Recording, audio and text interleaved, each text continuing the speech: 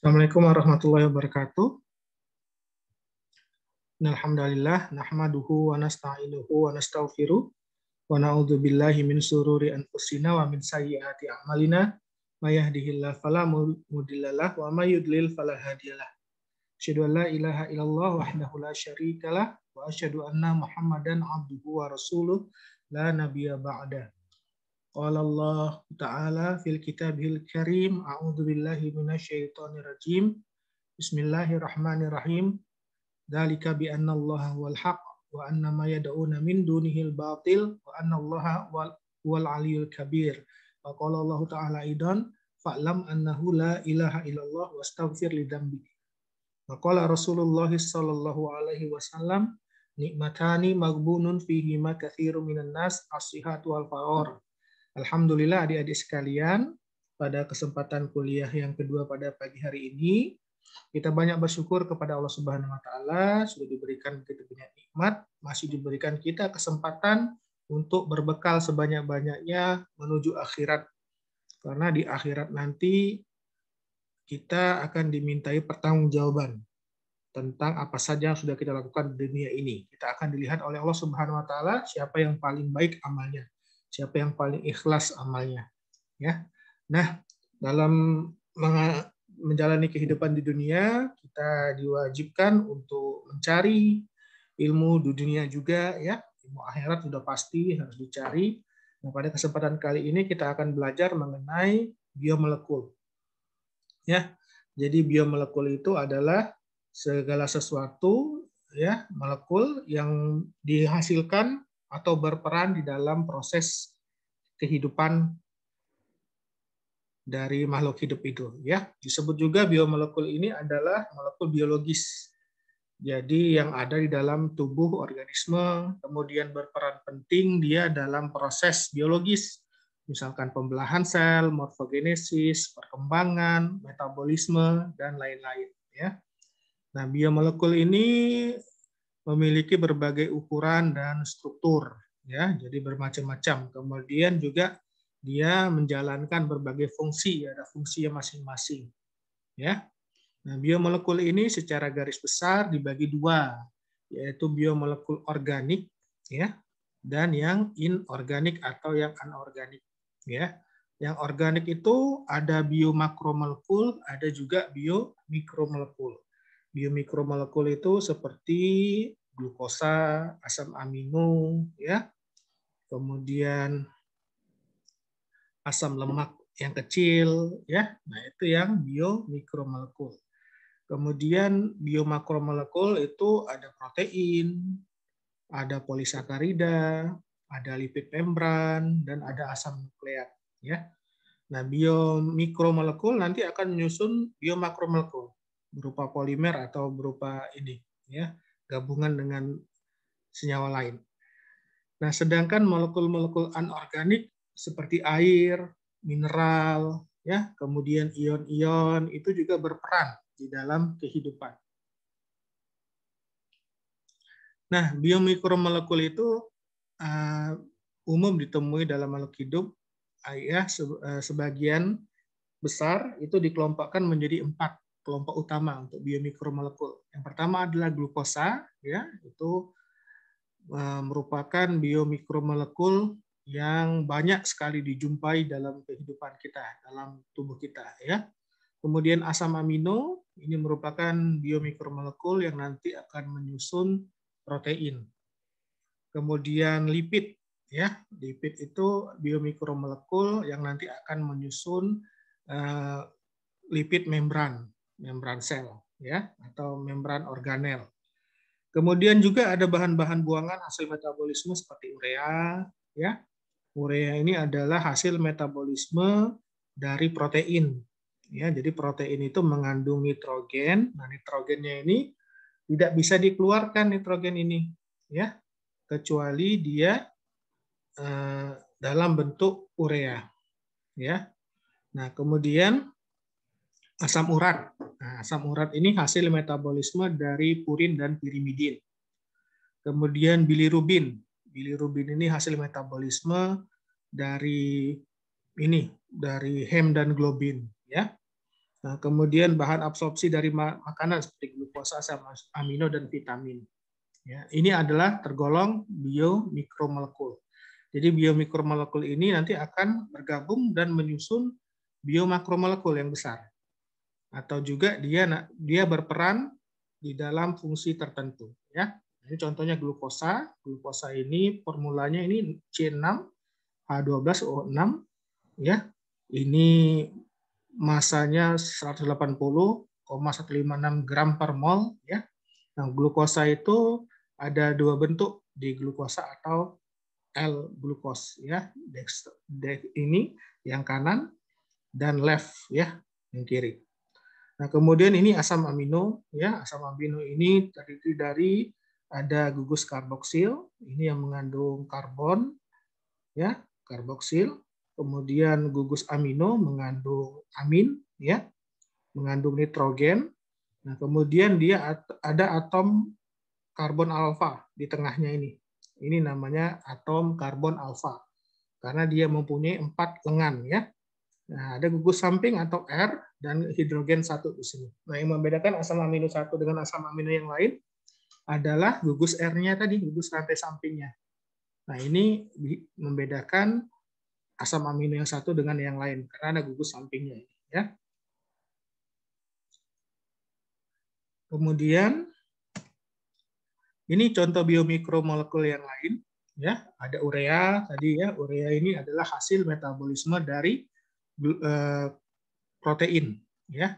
Nah, ini urea. Urea ini dia terlarut di dalam air, ya, bisa dikeluarkan melalui urin. Kemudian ada karbon dioksida. Nah, ini karbon dioksida, ya. Karbon dioksida ini adalah hasil samping dari pernafasan, ya. Dia menghasilkan karbon dioksida dan uap air. Nah, jadi pada mitokondria nanti ATP itu akan dihasilkan, ya, dari serangkaian perjalanan elektron di dalam rantai elektron, ya, elektron change namanya di membran dalam mitokondria. Nah, akibatnya elektron itu akan didonorkan kepada oksigen, ya. Jadi oksigen itu adalah penerima atau akseptor dari elektron yang terakhir. Nah, dia akibatnya akan menerima elektron sehingga dia membutuhkan ini, ya, membutuhkan senyawa lain, ya, unsur lain untuk bergabung, ya. Nah, dia biasanya akan bergabung oksigen itu dengan karbon sehingga membentuk karbon dioksida. Kemudian ini bilirubin, ya. Bilirubin ini hasil pemecahan heme, ya, dari produk sel darah merah. Kemudian kreatinin, ya, ini dari otot, protein otot. Ini juga dibuang, ya, melalui urin. Kemudian asam urat. Nah, asam urat ini hasil metabolisme dari purin dan pirimidin.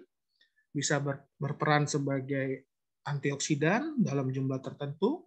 Tetapi kalau berlebihan, asam urat itu dapat mengendap di sendi-sendi, ya, sehingga akan menyebabkan peradangan. Kemudian ini adalah asam lemak, ya, fosfolipid. Nah, fosfolipid ini dia nanti akan bergabung menjadi 2 lapis, ya, menjadi fosfolipid bilayer. Dia akan menyusun membran dari membran sel dan membran organel, ya. Nah, tadi sudah dijelaskan, ya, contoh biomikromolekul itu misalkan asam urat. Nah, ini berasal dari asam nukleat purin, ya. Jadi purin ini tidak bisa diuraikan secara sempurna menjadi karbon dioksida dan air atau amonia, ya, atau urea. Sehingga purin hanya bisa dioksidasi dan dikeluarkan sebagai asam urat melalui uric acid atau uric acid namanya, ya. Nah, uric acid ini dia larut di dalam air sehingga bisa dikeluarkan melalui urin. Nah, jadi nanti hasil buangan purin atau asam nukleat yang sudah tidak berguna lagi akan diubah menjadi asam urat, ya. Nah, kemudian akan dikeluarkan melalui urin. Kemudian asam empedu itu berasal dari kolesterol, ini dibuang dalam jumlah yang kecil, ya. Asam empedu ini dibuang dalam jumlah yang kecil dari 100% itu dia akan direabsorpsi 95% di usus sehingga yang keluar itu cuma 5%, ya, dari asam empedu. Bilirubin hasil pemecahan hemoglobin, ya, ini dikeluarkan melalui asam ampedu juga, ya. Kemudian bilirubin ini bila sudah terkonjugasi, ya, dia larut air sehingga bisa dikeluarkan dari urin, juga bisa dari feses, ya. Kemudian bahan yang dipakai baik yang disintesis sendiri maupun yang berasal dari luar, yaitu glukosa, asam amino, ya. Nah, ini tubuh kita bisa membuat glukosa sendiri, ya. Kemudian asam amino juga, ada asam amino yang bisa kita buat sendiri. Yang bisa dibuat sendiri namanya asam amino yang non esensial. Sedangkan yang berasal dari makanan yang harus kita ambil dari makanan, tidak bisa tubuh kita membuat sendiri, itu namanya asam amino yang esensial secara gizi, ya. Kemudian lipid, asam lemak, dan vitamin, ya. Vitamin ini dari makanan. Kemudian ada juga senyawa biomikromolekul lain yang diproduksi dalam jumlah yang kecil, misalnya mediator growth hormone, ya, atau second messenger yang ada di intrasel, ya. Nah, itu yang namanya biomikromolekul, ya. Jadi tergolong biomolekul. Ya, biomolekul tadi ada dua garis besar, ya, organik dan inorganik atau anorganik. Yang organik itu ada biomikromolekul dan ada biomakromolekul. Nah, ini biomakromolekul, ya, yaitu polimer, ya, atau gabungan, ya, molekul-molekul kecil, biomikromolekul, kemudian dia akan bergabung menjadi molekul yang berukuran besar dan berperan secara biologis, ya. Contohnya karbohidrat, nah itu gabungan dari glukosa, ya, atau yang monosakarida, ya, monosakarida, ada glukosa, ada fruktosa, nah dia akan bergabung menjadi polisakarida, ya. Contohnya karbohidrat, ya, atau glikogen, bisa juga gula otot atau pati atau starch yang disimpan oleh tanaman sebagai cadangan makanan. Nah, kemudian protein. Nah, protein ini disusun oleh asam amino, ya. Asam amino yang satu dengan yang lain dihubungkan dengan satu ikatan, ya, yang namanya ikatan amida, ya. Nah, dia akan berikatan, kemudian dia akan membentuk struktur, ya, primer, sekunder, tersier, kuartener, ya. Nah, kemudian dia akan membentuk protein yang fungsional, ya. Kemudian lipid. Lipid ini lipid bilayer yang menyusun membran, itu terdiri dari fosfolipid dan lipid-lipid yang lain, kolesterol misalkan. Nah, dia akan bergabung menyusun lipid membran, ya. Kemudian asam nukleat, ya, atau polinukleotida. Nah, ini disusun oleh nukleotida, ya. Jadi nukleotida itu disusun oleh ada gula ribosa atau gula deoksiribosa, ya, kemudian ada fosfat dan ada basa nitrogen. Nah, dia akan bergabung, ya, menjadi nukleotida. Nah, kemudian nukleotida yang satu dengan nukleotida yang lain akan dihubungkan dengan ikatan fosfodiester. Dia akan membentuk yang namanya polinukleotida, ya. Nah, dalam bentuknya nanti polinukleotida itu ada yang dia rantainya single yang namanya RNA, ribonucleic acid, ya. Kemudian ada yang double helix, ya, berpasangan, yaitu DNA. Nah, ini adalah biomakromolekul.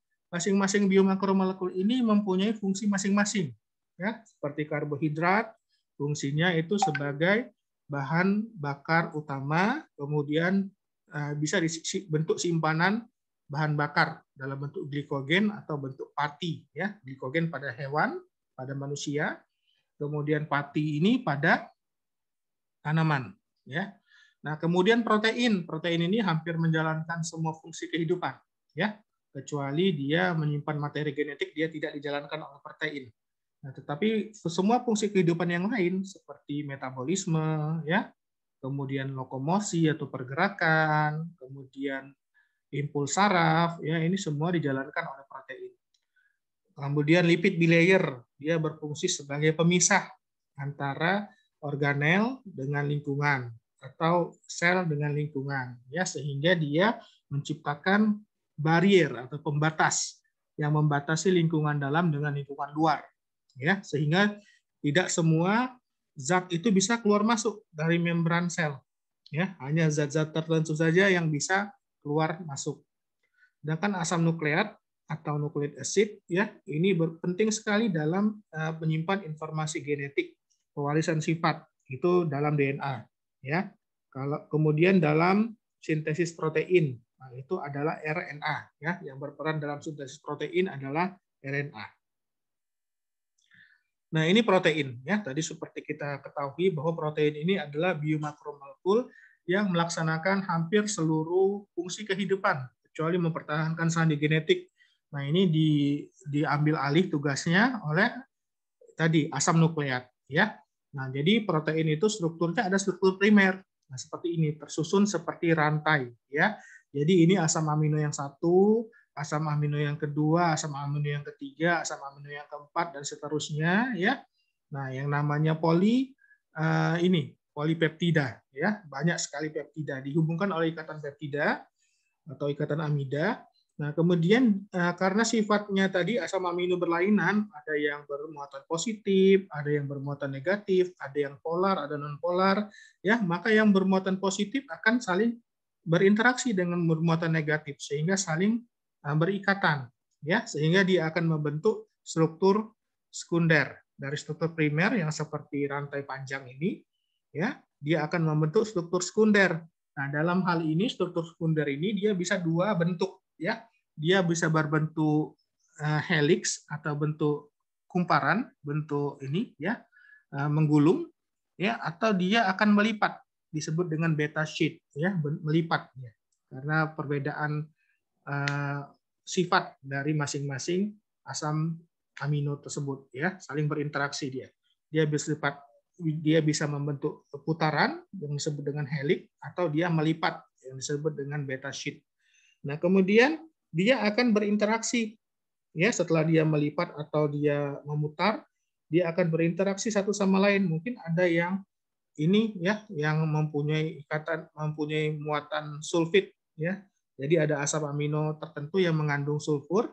Nah, dia bisa membangun jembatan sulfur namanya, saling berikatan. Sehingga dia akan membentuk lipatan atau bulatan atau fibriler ya. Nah, jadi bentuknya itu bisa bentuk melipat ya, membulat, kemudian ada yang bentuk memanjang ya. Nah, kemudian asam amino yang dia bersifat polar dan non polar juga menentukan di sini ya. Yang dia takut air, dia akan berada di dalam. Sedangkan yang dia suka air, dia akan berada di luar ya.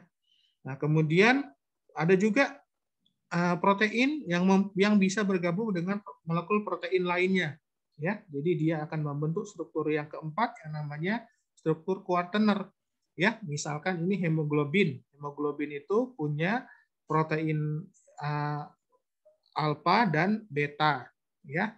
Nah, kemudian alfa 1 ada alfa 1 ada alfa 2. Nah, keempat molekul protein ini alfa 1 alfa 2 beta 1 beta 2 dia akan bergabung menjadi struktur yang baru ya, yang mempunyai fungsi tertentu. Misalkan hemoglobin untuk mengikat oksigen dan mengikat CO2 ya, sehingga bisa memerankan dalam proses ini respirasi ya. Jadi menukar CO2 dengan O2. Nah, ini yang namanya struktur kuartener. Jadi beberapa protein dia bergabung dalam struktur yang baru ya.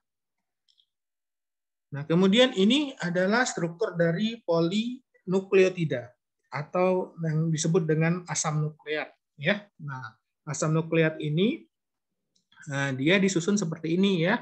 Ada yang dua lapis, dua pita ya, namanya double helix, ada yang single helix ya. Nah, ini disusun oleh ini. Dia polimer dari nukleotida. Dari nukleotida tadi ada 3 bagian ya. Fosfat, kemudian gula ribosa atau deoksiribosa, kemudian ada basa nitrogen. Nah, masing-masing nukleotida ini dihubungkan oleh ikatan fosfodiester. Ya, ikatan fosfodiester ini akan membentuk backbone atau tulang belakangnya. Nah, yang ini ikatan fosfodiester itu, ya, yang ini. Nah, kemudian dia akan saling berikatan. Nah, sedangkan basa nitrogen itu akan saling berikatan berpasangan, ya. Guanin dengan sitosin dia akan berikatan, kemudian adenin dengan timin dia akan berikatan, ya. Sehingga pada DNA dia akan membentuk double helix, ya.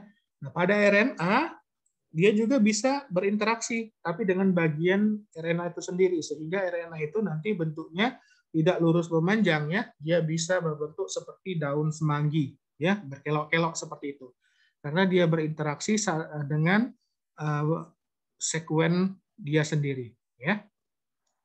Nah, ini lalu DNA ini berperan di dalam pewarisan sifat, ya. Kemudian dia menyimpan informasi untuk sintesis protein.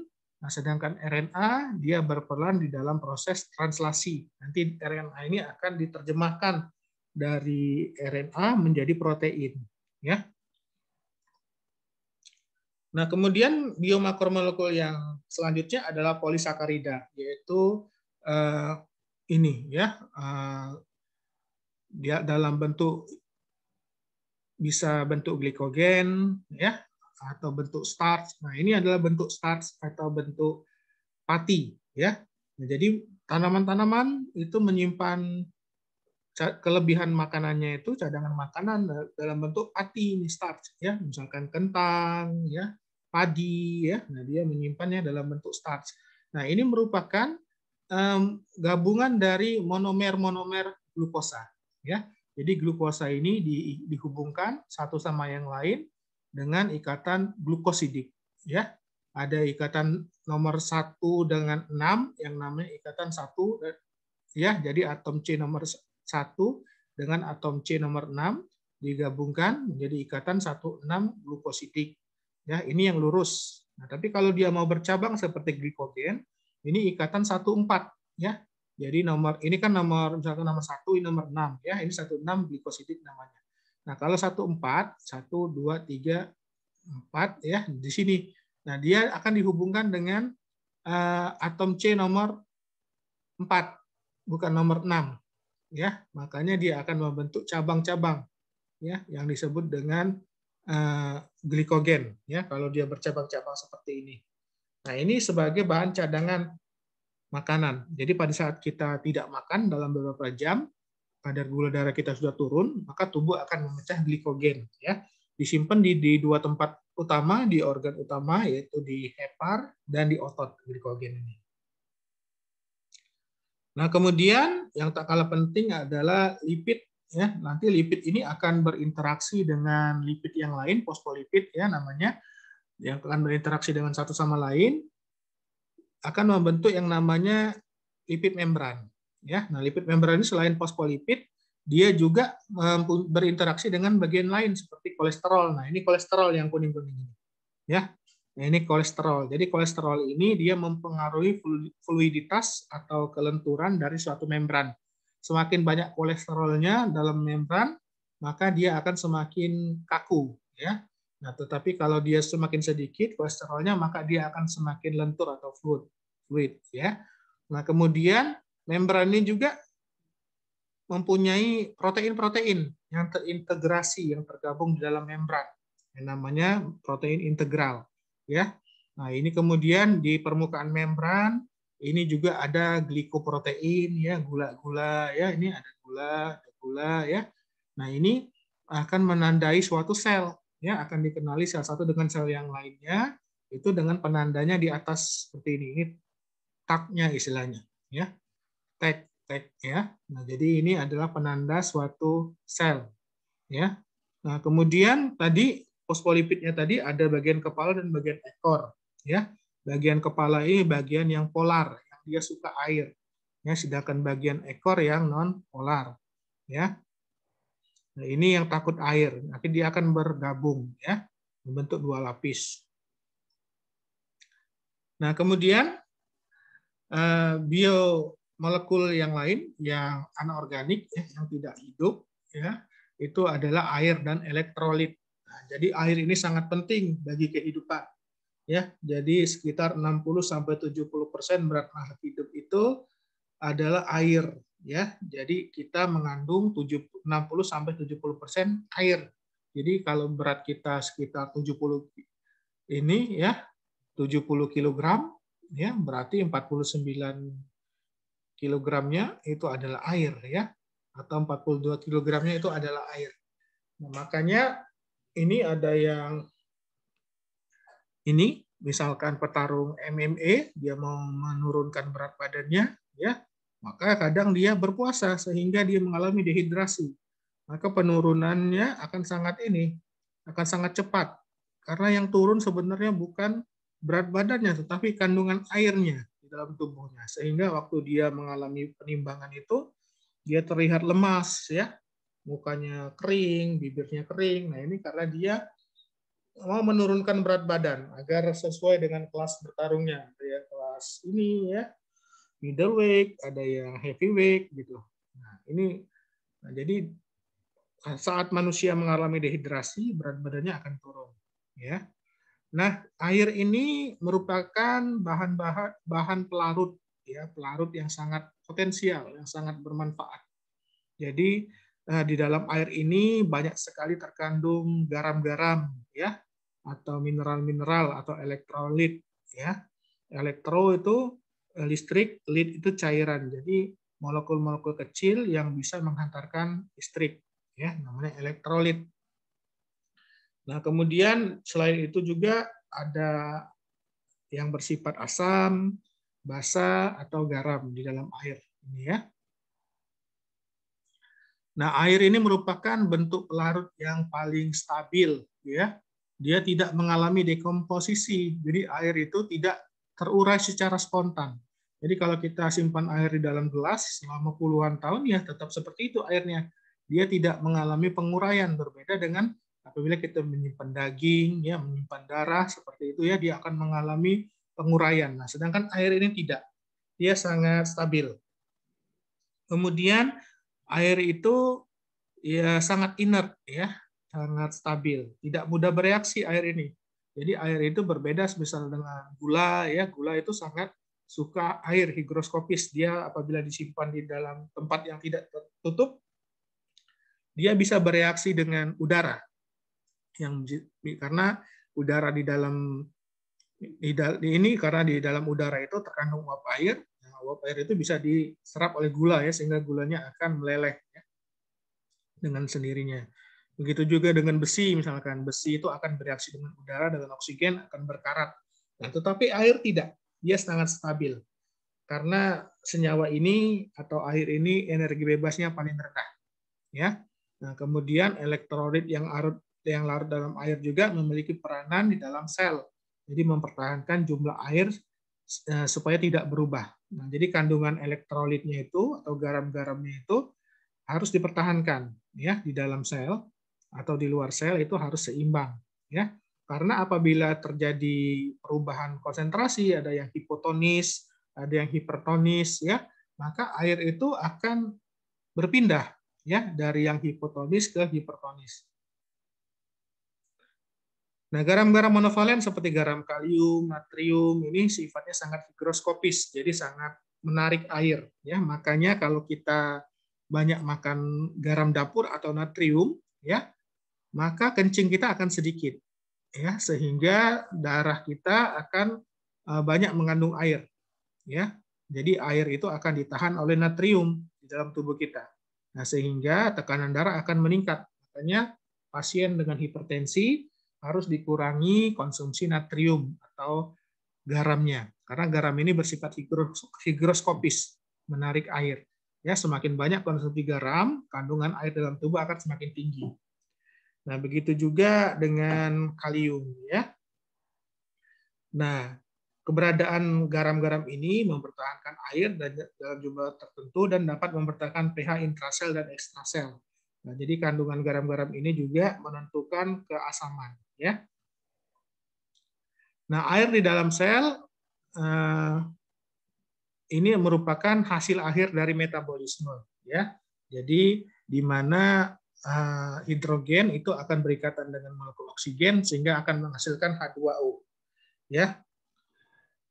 Nah, ini merupakan hasil dari pernafasan. Jadi pernafasan itu, ya, dari kita membakar glukosa C6H12O6 itu ditambah dengan ini akan menghasilkan ATP CO2 dan H2O ya. Jadi hasil akhirnya berupa air ya. Ini pada keadaan pernapasan yang aerob. Jadi dengan bantuan oksigen ya, C6H12O6 ditambah oksigen, jangan lupa ditambah oksigen. Dia akan menjadi CO2 plus H2O. Ya, pada kondisi aerob tersedia oksigen. Tetapi pada kondisi anaerob hasil akhirnya tidak berupa air, tapi berupa bahan organik lainnya, yaitu asam laktat, ya, di mana C6H12O6 ya itu akan diubah menjadi laktat, ya. Nah, ini merupakan hasil akhir dari keadaan hipoksia, ya, atau kondisi anaerob.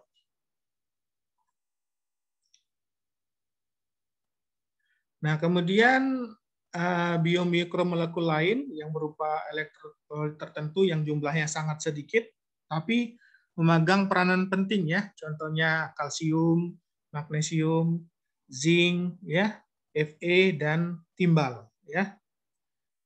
Nah, kalsium itu merupakan merupakan ini ya unsur yang sangat kita butuhkan. Walaupun dalam jumlah yang sangat sedikit jumlahnya yang kita butuhkan itu. Ini dibutuhkan kalsium dalam melaksanakan kerja enzim, ya. Jadi ada enzim-enzim khusus yang menjalankan fungsinya memerlukan kalsium sebagai aktivator. Contohnya enzim yang berperan di dalam penggumpalan darah, ya. Nah, enzim-enzim ini membutuhkan kalsium sebagai aktivatornya. Tanpa ada kalsium, ya, maka tidak akan terjadi proses penggumpalan darah. Kemudian kalsium ini juga berfungsi dalam kontraksi otot, ya. Nah, kemudian impuls saraf, ya, kemudian penjalaran ini penjalaran impuls listrik dari neuron satu ke neuron yang lain. Kemudian sekresi kelenjar endokrin dan eksokrin juga dengan bantuan kalsium, ya. Jadi misalkan kita mau mensekresikan insulin, ya. Nah, ini membutuhkan kalsium, ya.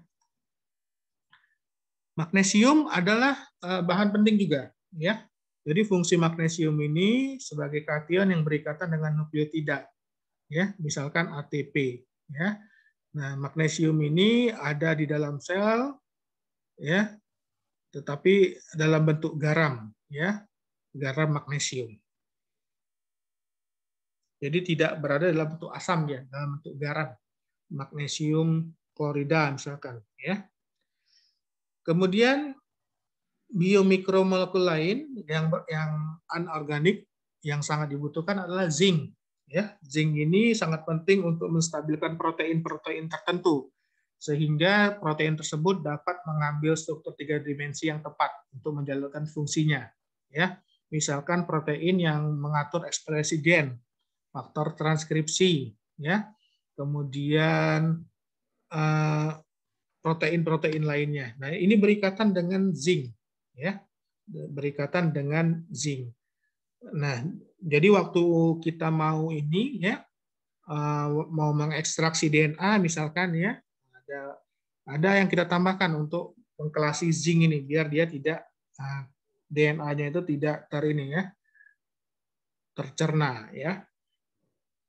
Kemudian protein-protein yang ada di permukaan sel, reseptor, ya, misalkan reseptor ini penciuman, ya, atau perasa, ini berinteraksi dengan zinc juga, ya. Dia menjalankan proses pengecapan, penghiduan, ini distabilkan oleh zinc, ya.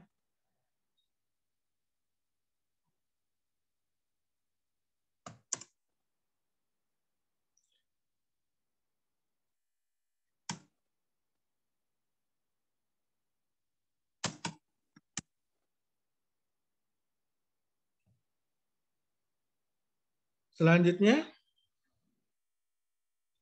adalah ferrum, ya, atau besi, ya, dan kuprum. Nah, ferrum ini mempunyai peranan yang penting pada proses yang melibatkan transfer elektron, ya. Kemudian proses oksidasi dan reduksi, ya, karena dia merupakan ion yang diperlukan dalam proses reduksi dan oksidasi. ya dalam proses ini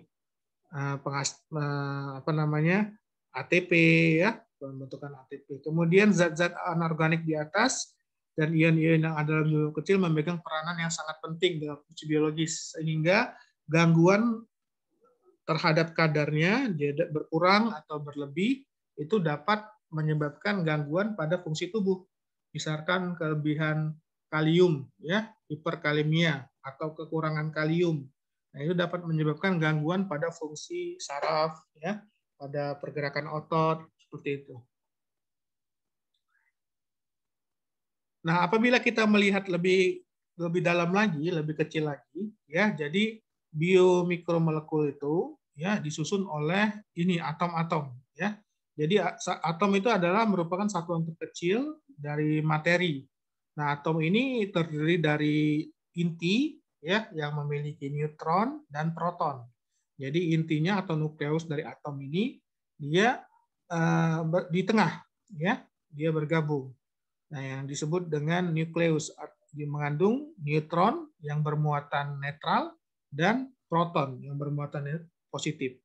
Nah, kemudian menurut Rutherford dan Bohr, ya, nah ini model atomnya seperti ini. Jadi bagian atom yang bermuatan negatif atau elektron, nah itu akan berjalan mengelilingi nukleusnya, ya. Nah, dia ada garis edar tertentu ya. Untuk yang pertama ini 2 ya, oktav namanya ya. Yang kedua ini 8 ya. Nah, untuk dia mencapai kestabilan dia yang nomor 2, 3 dan seterusnya ya. Ini harus berisi 8 elektron. Sedangkan di garis edar yang pertama ya, di yang oktav yang pertama dia berisi cuma 2 ya. Nah, jadi sekelompok atom yang memiliki jumlah proton yang sama pada intinya disebut dengan unsur ya. Nah, jadi yang sama disebut dengan unsur ya. Jadi kumpulan atom yang sama disebut unsur. Nah, kemudian semua atom yang memiliki 6 proton pada misalkan ya, semua atom yang memiliki 6 proton pada intinya adalah unsur kimia karbon ya. Nah, itu namanya unsur karbon apabila dia memiliki 6 protonnya. Kemudian atom yang memiliki 92 proton pada intinya disebut dengan unsur uranium ya. Jadi unsur itu adalah sekelompok atom yang memiliki jumlah proton yang sama. Nah, kemudian atom tersebut dia apabila tidak stabil, dia cenderung untuk membentuk suatu molekul ya. Nah, jadi molekul itu adalah gabungan dari beberapa unsur, bisa 2 atau lebih ya. Dia akan saling bergabung. Nah, tujuannya buat apa? Untuk agar mencapai bentuk kestabilan. Ya, bentuk stabil itu adalah dia memiliki energi bebas yang paling rendah. Ya. Nah, jadi satu atom dapat bergabung dengan unsur atom yang sama atau sejenis. Ya, contohnya ini oksigen, molekul oksigen itu terdiri dari 2 atom oksigen. Ya, jadi disebut dengan O2. Ini, ya, jadi atom oksigen akan bergabung dengan yang lain. 2 atom oksigen ini membentuk satu molekul oksigen ya, yang disebut dengan O2. Karena kalau sendirian dia nggak bisa, karena oksigen tadi apabila sendirian dia punya elektron terluar 6 ya cuma ya. Nah, jadi dia tidak bisa, dia kan harus mencapai kestabilan dengan 8. Makanya dia meminjam 2 elektron dari molekul oksigen yang lain saling pakai, jadi pemakaian bersama ya, yang disebut dengan ikatan kovalen membentuk oksigen. Kemudian air, ya, air ini molekul hidrogen dengan oksigen H2O, ya. Jadi 2 molekul hidrogen, ya, nah, molekul hidrogen itu dia mempunyai satu atom, 1 elektron terluar, ya, kemudian dia akan menarik 1 dari oksigen, ya, sehingga dia akan mencapai kestabilan 2, ya. Nah, kemudian dia juga dipakai juga oleh oksigen. Ya, oksigen butuh 2 atom hidrogen untuk mencapai kestabilan sehingga dia akan membentuk molekul air. Kemudian molekul garam seperti ini, ya. Contohnya garam dapur, ya, kalsium, magnesium, ya, seperti itu. Kemudian molekul gula, glukosa C6, H12O6. Nah, ini disebut dengan molekul. Jadi gabungan dari beberapa atom unsur yang berbeda maupun unsur yang sama, ya.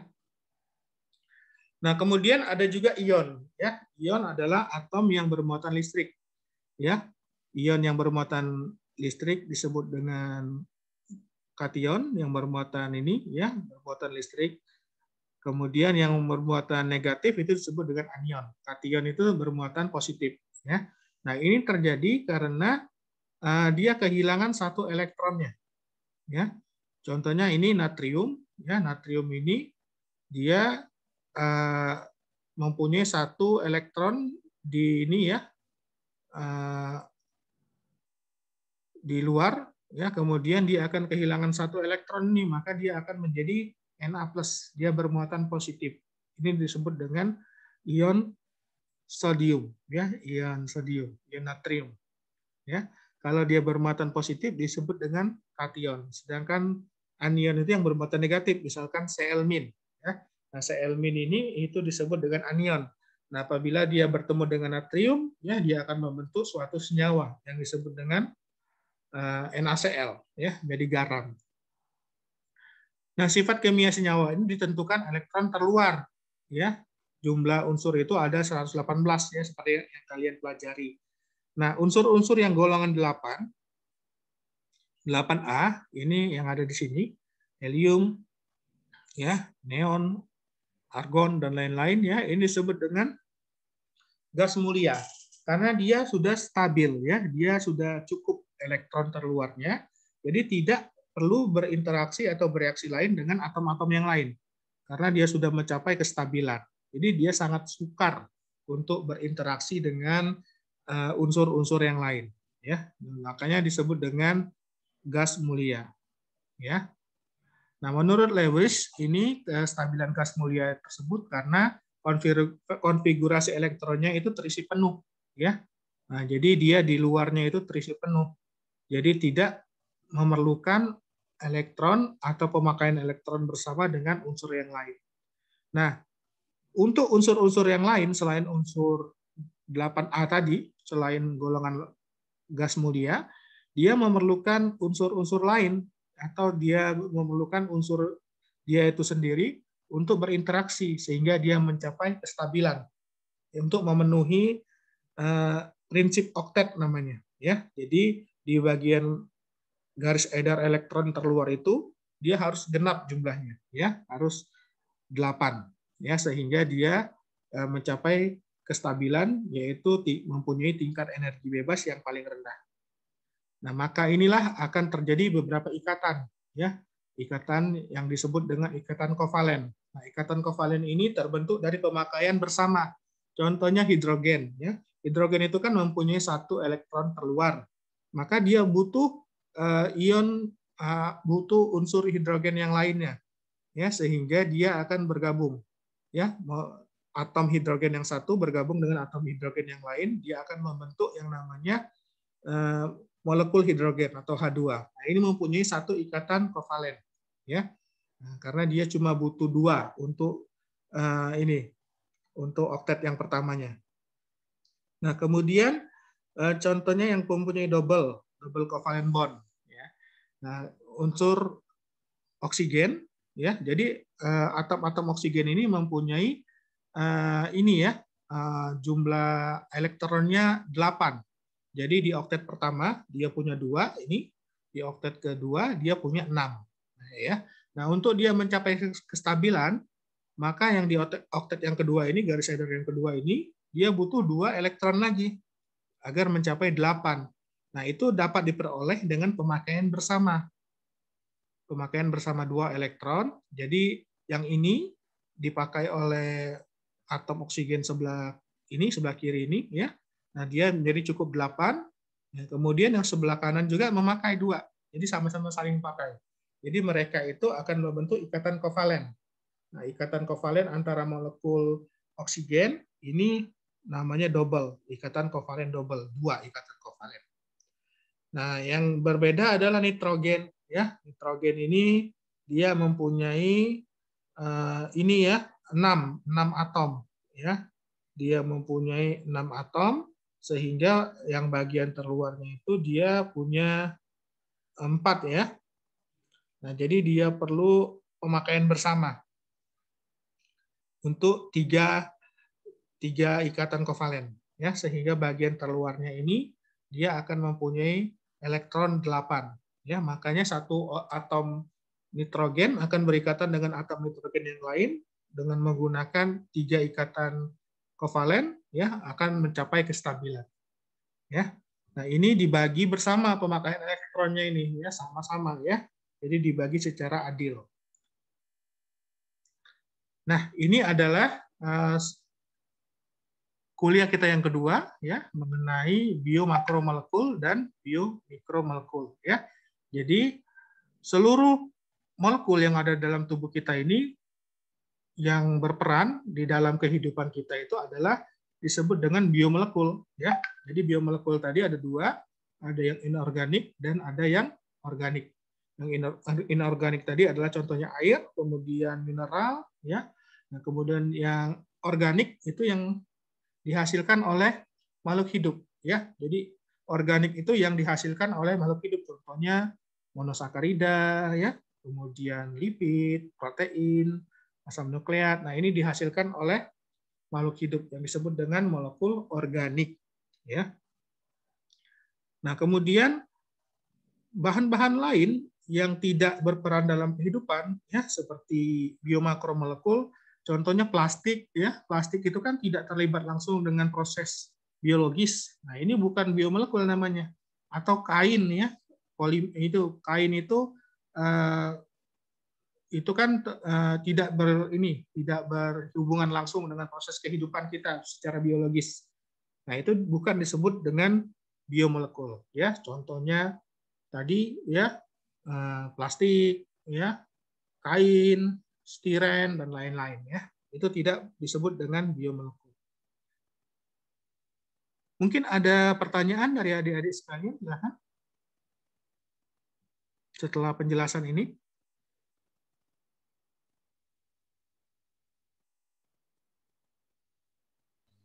Izin bertanya, Dokter. Silakan, Sekar. Sebelumnya, izin memperkenalkan diri. Nama saya Sekar Ahmasari dengan NPM 2018031031. Saya ingin bertanya, Dokter, perihal penyakit asam lambung, dokter, maksudnya asam urat. Ya. Tadi kan dokter menjelaskan bahwa di asam urat tersebut adanya kelebihan dari purin itu sendiri. Lalu saya tadi sempat membaca jurnal-jurnal, lalu ada jurnal yang mengatakan bahwa memang baik dari pengamatan di Amerika Serikat ataupun di Indonesia sendiri, asam urat itu lebih banyak memakan korban pria daripada wanita. Kalau boleh saya ingin bertanya, itu kenapa ya dokter? Apakah dalam pria sendiri memproduksi purinnya itu lebih banyak daripada wanita? Terima kasih dokter sebelumnya. Ya, terima kasih Sekar ya. Jadi asam urat atau uric acid ini adalah hasil samping dari metabolisme purin ya. Jadi purin itu adalah ini ya, nukleotida ya, inti dari nukleotida itu yang disebut dengan purin. Jadi purin ini diperoleh dari asam nukleat ya, dari metabolisme asam nukleat. Nah, purin ini nanti akan dirubah oleh berbagai enzim ya, berbagai enzim. Sehingga purin ini kan dia tidak larut air. Nah, kemudian akan dimetabolisme di hati, dia akan menjadi terkonjugasi sehingga dia akan menjadi asam urat ya. Nah, kemudian setelah dia dalam bentuk asam urat, dia akan menjadi larut air sehingga mudah dikeluarkan melalui urin. Nah, pada kondisi di mana produksi asam urat itu berlebih, misalkan ya, atau asupan dari asam urat itu berlebih, atau juga waktu proses pembuangannya, kan asam urat ini dibuang melalui ginjal, ya, pada gangguan-gangguan ginjal seperti itu, di mana proses ekskresi dari asam urat ini terganggu, maka kadar asam urat itu akan meningkat. ya. Normalnya 2 sampai 8. Ya, kadar asam urat itu miligram per desiliter. Itu normalnya 2 sampai 8. Nah, kalau maaf 2 sampai 6 ya. 2 sampai 6 pada laki-laki ya. Pada perempuan dia lebih tinggi juga tidak menyebabkan gangguan. Nah, apabila kelebihan, misalnya kadar asam uratnya pada laki-laki 7 atau 8, ya normalnya 2 sampai 6, sedangkan perempuan tadi agak lebih tinggi ya, 2 sampai 8 ya kira-kira dia ya. Nah, dia akan menyebabkan terjadinya penumpukan asam urat pada daerah-daerah persendian ya. Nah, penumpukan asam urat ini akan dikenali oleh sistem pertahanan tubuh kita sebagai benda asing yang harus dihancurkan. Nah, jadi ada proses namanya sitotoksik ya, yang dihancurkan. Dia akan dihancurkan oleh sel-sel imunokompeten seperti makrofag, ya, neutrofil. Nah, ini akan menimbulkan proses peradangan. Tetapi dalam proses peradangan bukan hanya asam uratnya yang dihancurkan, tetapi bagian atau komponen-komponen dari persendian yang juga mestinya tidak dihancurkan, ya, yang sehat, dia akan mengalami penghancuran juga, ya. Jadi berlebihan proses peradangannya. Nah, ini akan menyebabkan peradangan pada sendi, ya, yang disebut dengan gout arthritis, ya. Nah, pada laki-laki ini toleransinya terhadap asam urat, ya, dia lebih kadarnya normalnya lebih rendah dibandingkan pada perempuan harusnya. Jadi perempuan toleransinya terhadap kadar asam urat dalam darahnya itu lebih tinggi dibandingkan laki-laki. Jadi yang banyak kena arthritis gout itu pada laki-laki biasanya, ya. Nah, jadi pada perempuan tidak menutup kemungkinan sebenarnya bisa juga terkena, tetapi toleransi tubuhnya, ya, itu pada laki-laki itu lebih nggak tahan dia dengan peningkatan kadar asam urat. Nah, ini banyak berhubungan, beda lelaki dengan perempuan memang berbeda. Karena lelaki secara hormonal dengan perempuan berbeda, ya. Kemudian ininya juga sistem pertahanan tubuhnya laki-laki dengan perempuan juga berbeda, ya. Nah, jadi banyak faktor yang mempengaruhi laki-laki itu lebih rentan, ya, terhadap kadar asam urat. Jadi pada laki-laki kadar asam uratnya lebih rendah yang ininya, ya, dia mempunyai ambang yang lebih rendah dibandingkan dengan perempuan. Yang mempengaruhi ya jelas dari sisi hormonal, kemudian sistem pertahanan tubuhnya, sel-sel imunnya juga berbeda antara laki-laki dengan perempuan. Nah, ini yang menyebabkan pada laki-laki lebih cenderung terjadi gout arthritis, ya, karena dia berbeda secara banyak hal dengan perempuan. Jadi laki-laki dan perempuan itu tidak sama. Allah ciptakan laki-laki dan perempuan itu berbeda, ya. Jadi laki-laki dengan perempuan berbeda, ya. Fisiknya berbeda, ya, kemudian emosional, kecerdasan berbeda, ya. Perempuan lebih banyak memainkan perasaan, ya, dibandingkan laki-laki, ya, lebih halus perasaannya, mudah tersinggung. Nah, sedangkan laki-laki ya lebih memakai logika biasanya, ya, dia lebih menggunakan logikanya. Nah, tetapi ya baik laki-laki maupun perempuan Allah ciptakan ya sesuai dengan bagiannya masing-masing. Laki-laki harus bekerja, harus berjihad, tapi perempuan ya cukup ya mengurus anak, mengurus suami, ya, bekerja di rumah atau bekerja di tempat-tempat yang tidak terlalu berbahaya, ya, seperti itu. Nah, masing-masing akan Allah lihat ketakwaannya. Inna akramakum indallahi atqakum. Jadi sebaik-baik kalian adalah yang paling bertakwa. Ya, jadi laki-laki bertakwa atau jadi perempuan bertakwa. Allah tidak melihat jenis kelamin laki-laki atau perempuan, tapi yang Allah lihat ketakwaannya. Ya, begitu Sekar. Baik, terima kasih dokter. Ya, jadi banyak faktor yang mempengaruhi ya, terutama dari hormonal dan dari sisi sel-sel imunnya. Ya, mungkin ada laki-laki lebih aktif sehingga kadar asam urat yang sedikit saja sudah menimbulkan peradangan. Tetapi perempuan toleransinya lebih tinggi dibandingkan laki-laki untuk kadar asam urat. Ya, begitu juga misalkan di dalam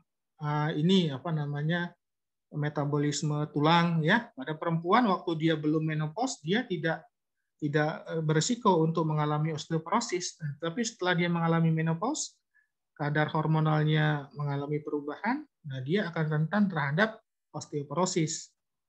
Ya, pada perempuan dia biasanya jarang kena penyakit dislipidemia ya. Kena penyakit jantung itu biasanya laki-laki. Nah, tetapi setelah dia menopause mungkin sama jadinya. Ya, jadi pengaruh hormonal sangat berperan dalam proses peradangan atau inflamasi. Ada lagi yang mau bertanya? Silakan.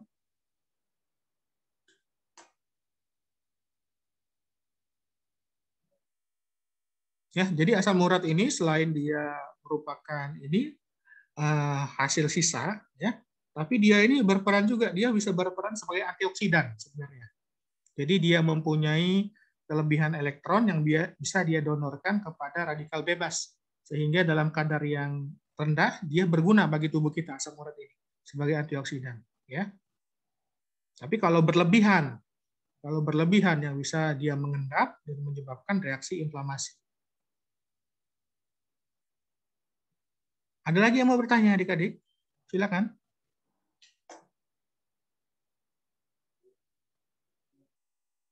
Fitri atau Nadia, Gracilia, silakan yang mau bertanya.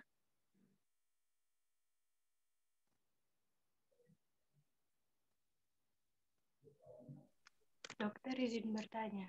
Namanya? Perkenalkan, nama saya Fitri Cynthia. Oh, Cynthia, silakan.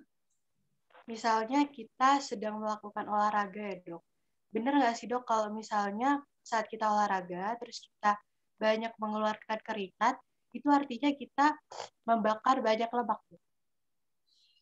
Ya, sebenarnya kalau kita berolahraga, kalau kita membakar banyak lemak, lebih ke durasinya, ya harus yang kita pertimbangkan durasinya. Karena metabolisme lemak itu baru akan aktif setelah berolahraga lebih dari 30 menit. Jadi kalau kita berolahraga kurang dari 30 menit, itu yang dibakar baru glikogennya saja. Glikogen yang ada di hati dan di otot. Sedangkan lemak di adiposa itu belum digunakan sebagai bahan bakar cadangan.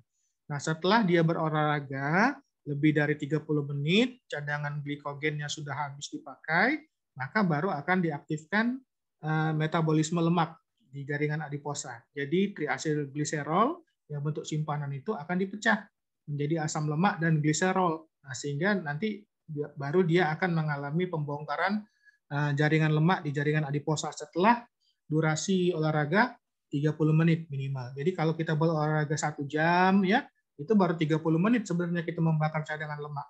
Ya. Nah, keringat itu ya itu adalah hasil metabolisme tadi. Ya, tadi metabolisme aerob itu menghasilkan air kan dari ini C6H12O6 dari glukosa ditambah dengan oksigen akan menghasilkan CO2 dan H2O.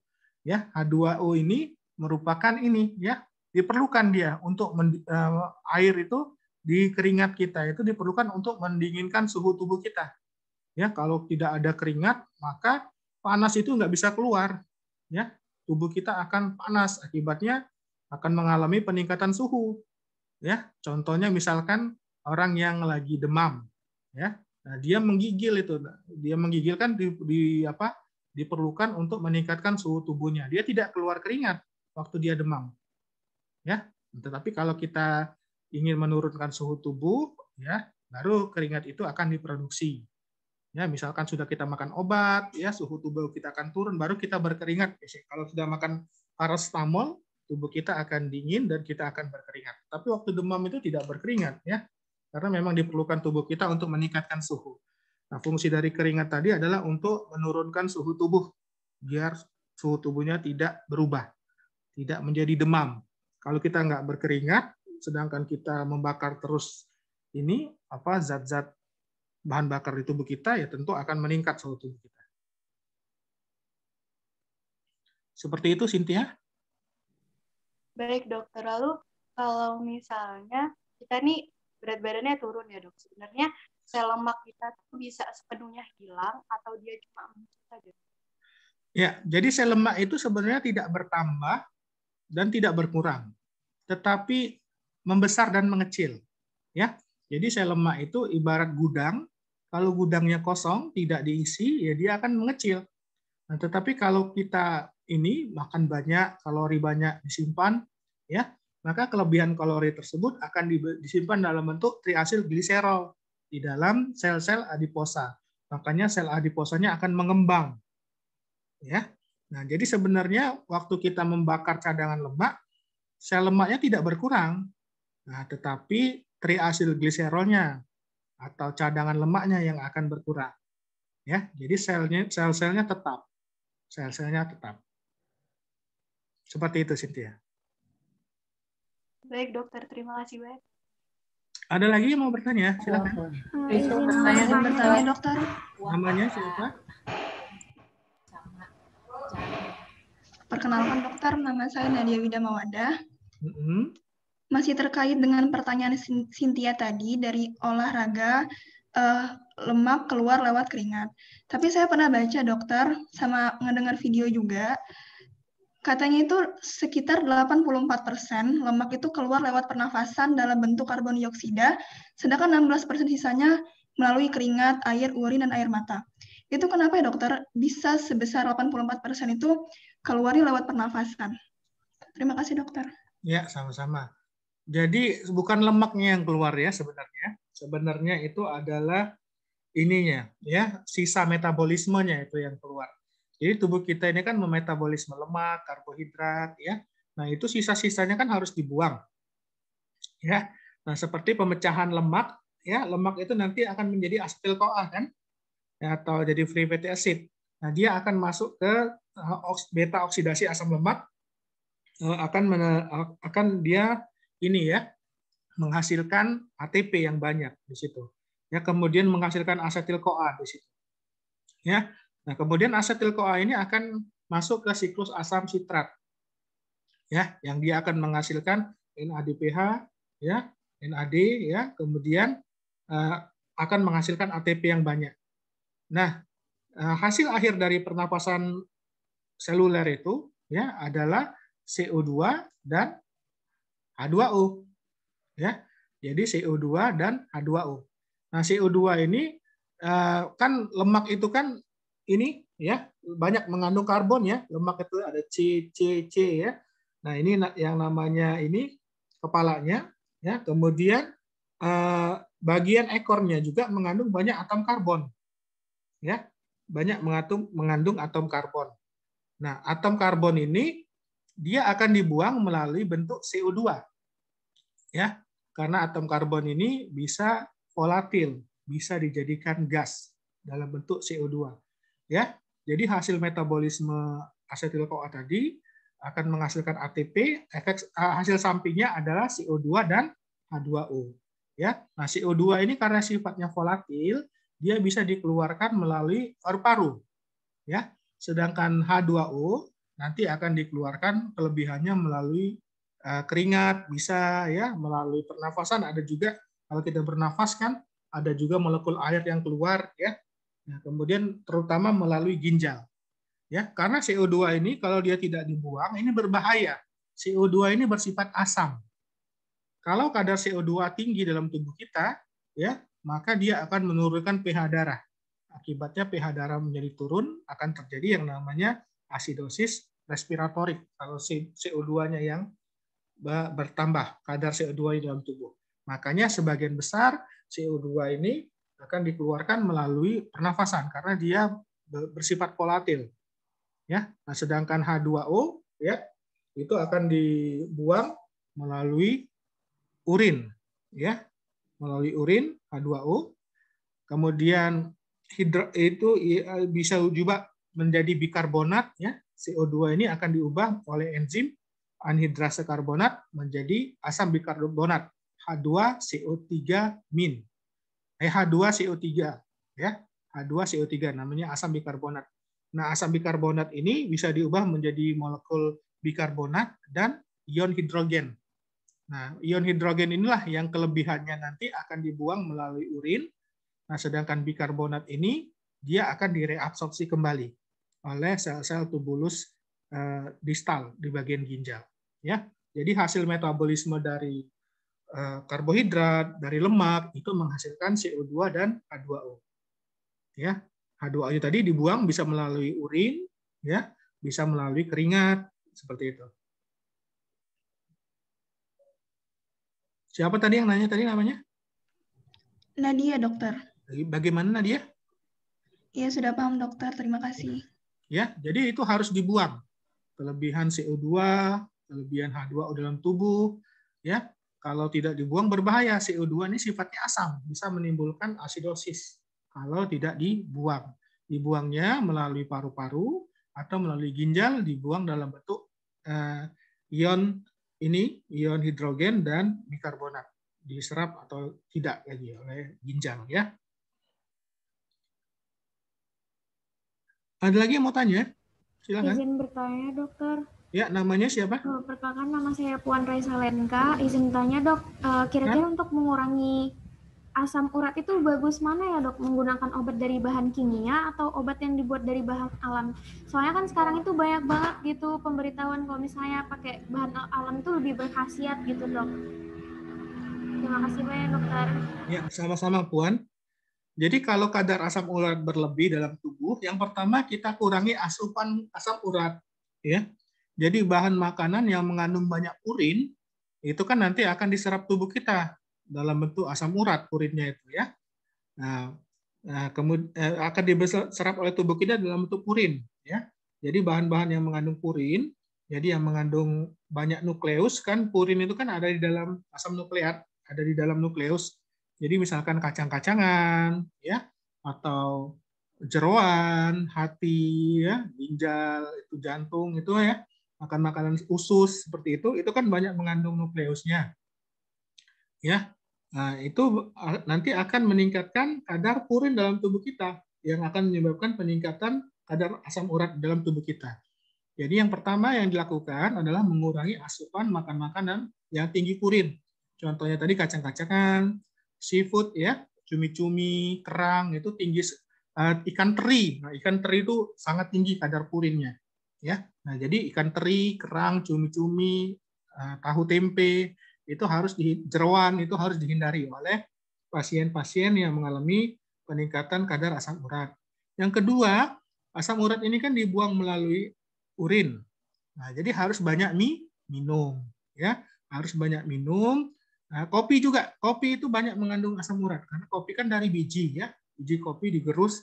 Nah, itu banyak mengandung asam urat. Nah, kemudian harus minum banyak air. Orang-orang yang punya kadar asam urat tinggi harus minum banyak air sehingga dia nanti akan keluar ininya, ya, asam uratnya, ya, melalui urin. Nah, yang ketiga, ya, kalau dengan diet tadi sudah tidak bisa tidak turun juga, banyak minum air juga tidak turun juga, ya terpaksa harus minum obat anti asam urat, ya.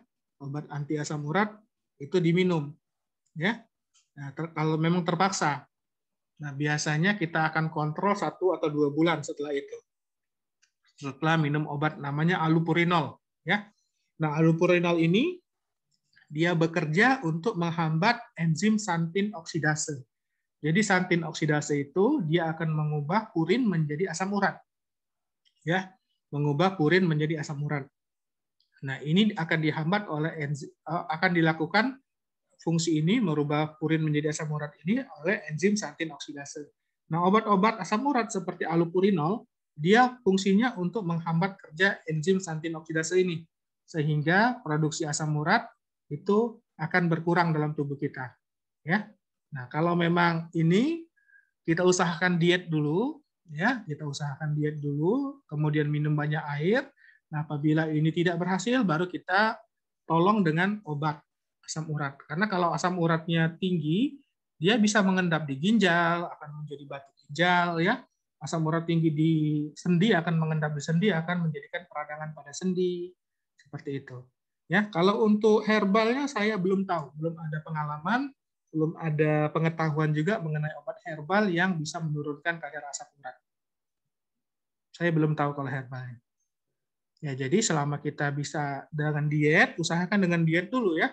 Nah, apabila tidak bisa ditolong dengan diet, baru kita lakukan pengobatan secara farmakologis.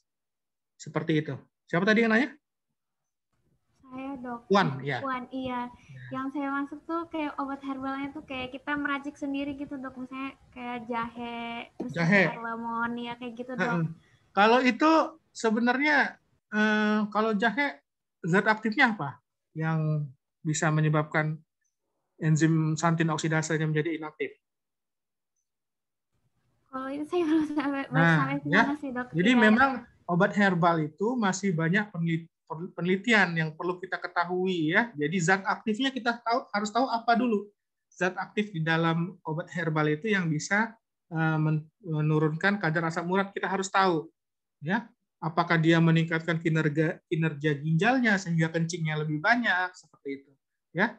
Atau dia menghalangi penyerapan purin di usus, ya? Bisa jadi seperti itu. Nah, tetapi kita perlu banyak data, perlu banyak penelitian, ya. Jadi masih terbuka lebar ini kalau mau meneliti tentang herbalan, ya. Tetapi obat herbal standar untuk asam urat saya belum tahu apa. Ya, tapi kalau untuk tadi lemon ya, lemon itu biasanya digunakan untuk menurunkan kadar kolesterol bisa lemon. Ya, jadi dia akan menghancurkan lemak-lemak yang ada di usus ya, kemudian menghalangi absorpsi lemak bisa jadi. Tapi kalau asam urat saya belum tahu. Begitu Reza. Ya dok, terima kasih banyak dokter. Ya, ada lagi yang mau bertanya silakan. Izin bertanya dokter. Ya, silakan Karisma. Jadi nama saya Karisma Salsabila, 018-3104, izin bertanya tentang polisakarida itu kan berfungsi sebagai dasar atau ground substance yang tempat melekatnya sel-sel satu sama lain. Nah, itu sel-sel yang melekat itu kira-kira apa saja ya dok? Ya. Jadi ini ya salah satu fungsi polisakarida ini berperan sebagai cadangan makanan dalam sel ya. Kemudian dia membentuk struktur membran. Dia berperan sebagai jaringan dasar ground substance ya, tempat melekatnya sel satu sama lain pada makhluk multiseluler ya. Jadi seperti ini ya. Nah, di membran selnya tersebut banyak terdapat polisakarida ya. Polisakarida ini dia akan membentuk suatu hubungan antar sel ya yang saling melekat satu sama lain sehingga sel itu dapat kompak melekatnya satu sama lain ya. Nah, fungsi ini tidak bisa dilakukan oleh protein dan oleh lemak ya. Jadi yang menyebabkan ikatan tersebut adalah ikatan glukosidik ya antara gula yang satu dengan gula yang lain. Nah, jadi molekul-molekul gula yang ada di permukaan sel ini akan berikatan satu sama lain dengan molekul gula pada sel-sel permukaan sel yang lain sebelahnya. Nah, jadi dia akan menjadi tempat melekat satu sel dengan yang lain, ya, sehingga ini akan menjadi fungsi sebagai pendukung seperti itu. Dan fungsi ini tidak bisa dilakukan oleh lemak, oleh protein, ya. Ya, biasanya yang untuk sel yang melekat satu sama lain dia saling rapat dan saling membentuk bangunan ya, itu adalah seperti semennya itu di dalam bata ya, ini adalah polisakaridanya yang berperan seperti itu. Ironisa, tadi siapa yang nanya? Karisma dok. Karisma ya, seperti itu Karisma. Jadi fungsi untuk melekat sel satu sama lain ini dijalankan oleh polisakarida ini yang dia akan mengikat sel satu dengan yang lain saling berikatan dengan ikatan glukosidik. Begitu Karisma. Baik. Terima kasih dok. Ya. Ada lagi yang mau bertanya?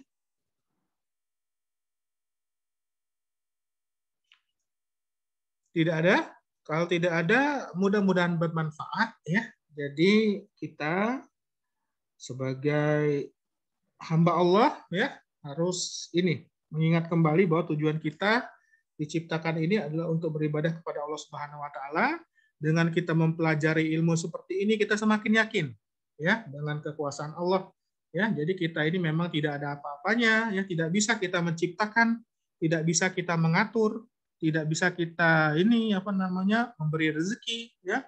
Jadi yang menciptakan yang mengatur kehidupan, mengatur metabolisme, mengatur bentuk tubuh kita, memberikan kita bentuk, kemudian yang memberikan kita rezeki, itu semuanya Allah. Itu menjadikan Allah itu satu-satunya yang berhak disembah dengan benar. Ya, la ma'buda bihaqqin illallah, tidak ada yang berhak disembah dengan benar kecuali Allah. Wa ghairullahi in ubida fa bibatil.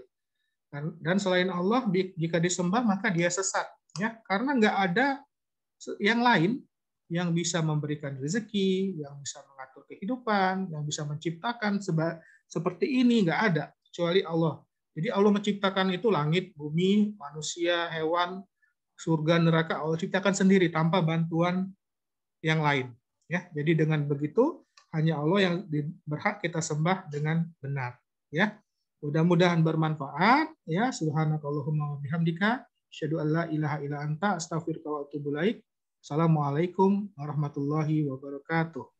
Waalaikumsalam warahmatullahi wabarakatuh. Terima kasih banyak, Dok. Terima kasih banyak. Sama-sama. Terima kasih, Dok. Assalamualaikum warahmatullahi wabarakatuh.